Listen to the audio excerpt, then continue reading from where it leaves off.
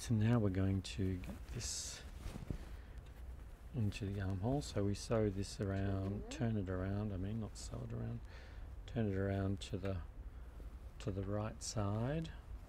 So we've got our single notch here and our single notch here on the sleeve. So if you need to, you can pin. Yeah, that's exactly what I was just going to do. Place.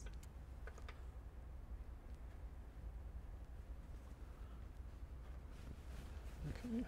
The notches have to all match up, and the shoulder notch as well. I usually pin that in to make sure I get that right. Yeah. So here, because this is where the gathering starts, even though we've done the back tacks here, I'm still going to put a pin in here, hold that in place.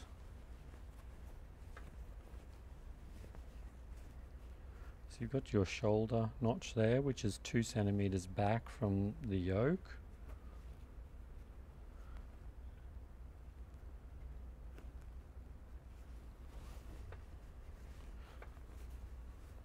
And we might just leave that one, this one, the front one, unpinned for the minute. So now we're just going to pull this up.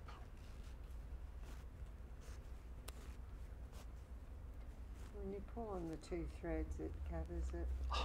It should gather it nice and evenly. Don't know how, but that that shoulder thread, shoulder needle just pulled out. So maybe do it on this side. Help. So it doesn't really matter how much you're gathering this up to begin with. You'll probably gather it more than you need to, but that's fine, because then you just start playing with evening the gather out, evening the gathering out.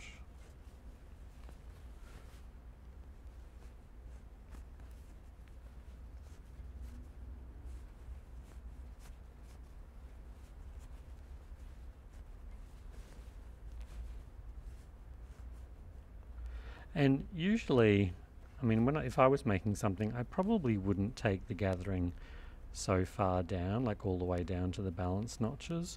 But I did have it higher when I was working on this sample, and it didn't look that great with the gathering concentrated more up the top. So that's why I made it work a little bit down. But that's why you do trials, to work out what you're happy with and what looks good. Alright, so we're going to go to our underarm.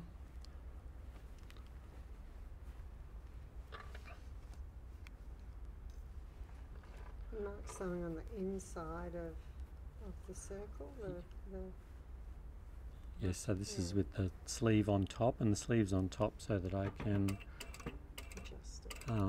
adjust the gathering if I need to. It's always easier to sew on the inside of a garment that's sort of got a circular area that you're working with.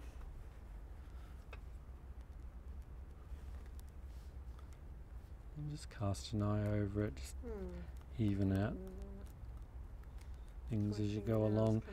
Yes, and I don't have one here, but you could also use like the tailor's awl or the dart maker, stiletto, whatever you like to call it, and you can use that to sort of push and prod things around a little bit. And I'm stitching down the center of those 2 rows of stitching.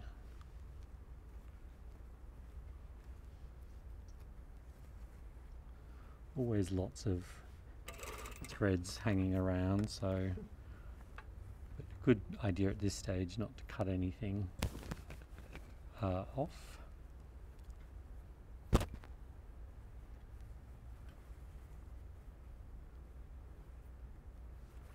And this is sewing the sleeve in, is one of the more time-consuming bits.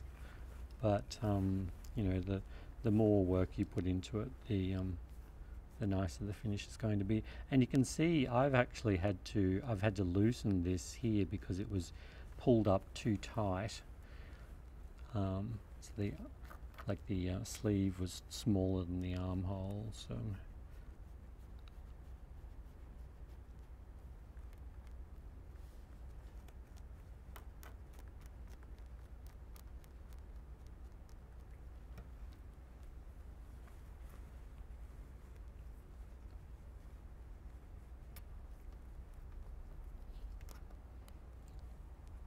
So if you can hold on to, I mean, what you could do now is put a pin in there, and then you could wind the threads around to hold this in place, but I tend to like adjusting things till the last second, so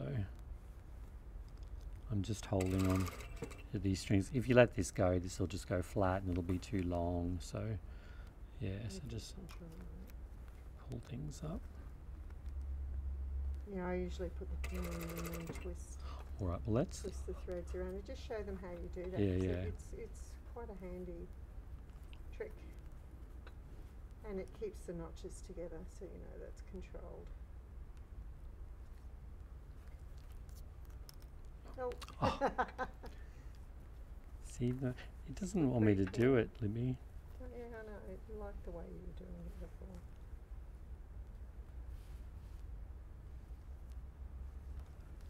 Okay, so then we get the length right, yep. And then we just twist this around. Oh, Like that's figure too eight. hard for Yeah, you to that's see. Gosh, too many black threads. Too many black threads. Like a figure eight. A few times, and that'll hold that well now. So that way we know that, like, we can actually then gather all the way to the end. We won't get a flat bit at the end.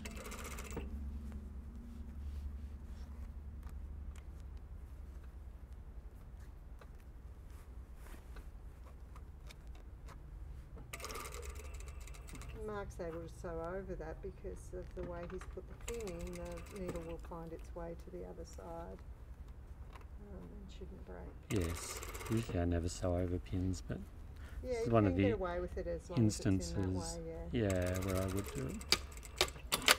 Okay, and there's that. So now just before you snip any threads off or anything, we'll just go to the outside and just check our gathering. So that looks pretty good. What we're going to end up with, of course, because we stitched down the middle of those two gathering threads, we're going to end up with this line of stitching on the outside. So what we can do, it's easy to take out, is, nice big long stitches. Comes out so we just go back. It's the one furthest from the raw edge. And actually, you just got to undo that back tacking, but the rest of it comes out very easily. we can just pull on it, yeah, and break it.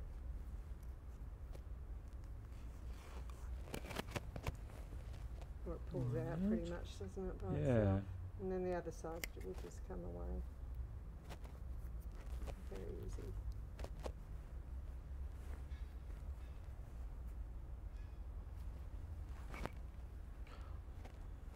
Because this is stitched in here, I'm going to cut off those threads. Overlock that edge. Pull this out here, snip those, snip this one. So just do a check that we don't have, sometimes you can have a tuck in the armhole that you haven't noticed, so just check all that. So now I'm going to go to the overlocker and I'm going to overlock around this armhole, and I'll overlock with the body of the shirt facing up, not on the sleeve side, but the body side. And you got that other thread out from the other side? No, I've left it in there because it's within the seam allowance anyway. No. Oh, you mean? Yeah, because usually. Oh, yeah, sorry. Oh, right yes. So that just comes away. Because Yeah, so it just falls away. That's why I didn't think about it, because it was just going to fall away. That's why I'm here. Oh, and then this little bit here. Yes, that's why we're a sewing team.